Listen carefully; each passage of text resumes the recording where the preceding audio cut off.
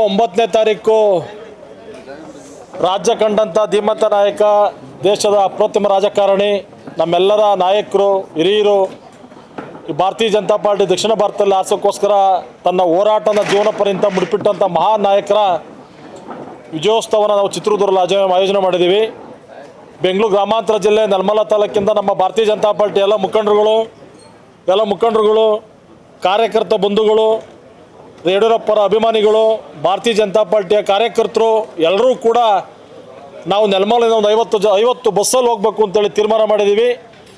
ಒಂದು 50 ಬಸ್ಸು, ಸುಮಾರು ಒಂದು 100 ಕಾರುಗಳಲ್ಲಿ ಮುಖಂಡರುಗಳು, ಕಾರ್ಯಕರ್ತರು ಎಲ್ಲರೂ ಕೂಡ ಶನಿವಾರ 9ನೇ ತಾರೀಕು 8 ಗಂಟೆಗೆ ನೆಲಮಂಗಲ ಬಿಟ್ಟು ನಾವು ಆ ಅದ್ಭುತದ ಕ್ಷಣನ ನಾವೆಲ್ಲರೂ ಕೂಡ ಭಾಗಿಯಾಗಬೇಕು. ಯಡಿಯೂರಪ್ಪರ ಆ ಕ್ಷಣನ ನಾವು ಕೂಡ ಅನುಭವಿಸ್ಬೇಕು ಅಂತೇಳಿ ಅಲ್ಲಿ ಹೋಗ್ತಾ ಇದ್ದೀವಿ. ಸುಮಾರು 10 ಲಕ್ಷ ಜನ ಸೇರ್ತಕ್ಕಂಥ ಒಂದು ದೊಡ್ಡ ನಿರೀಕ್ಷೆ ಅದು.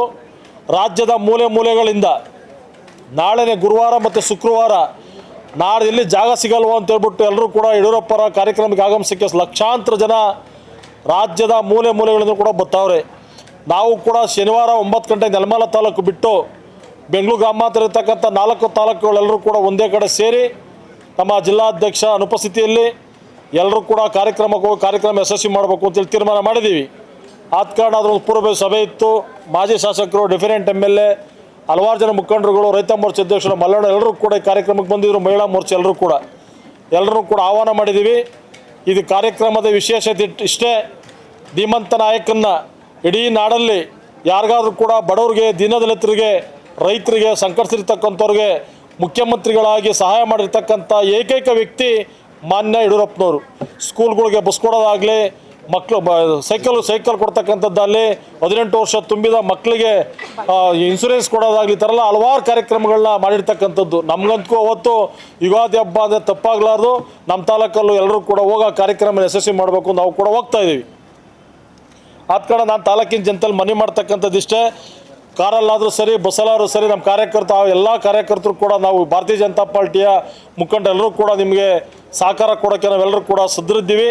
ನೀವೆಲ್ಲರೂ ಕೂಡ ಶನಿವಾರ 9 ಗಂಟೆಗೆ ನೆಲಮಂಗಲ ತಾಲೂಕನ್ನು ಡಬಸ್ಪೇಟೆಯಿಂದ ಬಿಟ್ಟು ಎಲ್ಲರೂ ಹೋಗೋ ಕಾರ್ಯಕ್ರಮನ ಯಶಸ್ವಿ ಮಾಡಬೇಕು ಅಂತೇಳಿ ಸಮಸ್ತ ನೆಲಮಂಗಲ ತಾಲೂಕು ಇರ್ತಕ್ಕಂಥ ಎಲ್ಲ ಯಡಿಯೂರಪ್ಪರ ಅಭಿಮಾನಿಗಳಿಗೂ ಮತ್ತು ಭಾರತೀಯ ಜನತಾ ಪಾರ್ಟಿ ಎಲ್ಲ ಕಾರ್ಯಕರ್ತ ಬಂಧುಗಳಿಗೂ, ನೆಲಮಂಗಲಿರ್ತಕ್ಕಂಥ ಎಲ್ಲ NDA ಕಾರ್ಯಕರ್ತ ಬಂಧುಗಳು ಕೂಡ ನಾನು ಆತ್ಮೀಯವಾಗಿ ನಿಮ್ಮೆಲ್ಲರಲ್ಲೂ ಕೂಡ ಕಳಕಳಿಯಿಂದ ಮನವಿ ಮಾಡಲಿಕ್ಕೆ ಬಯಸ್ತಾ ಇದ್ದೀನಿ.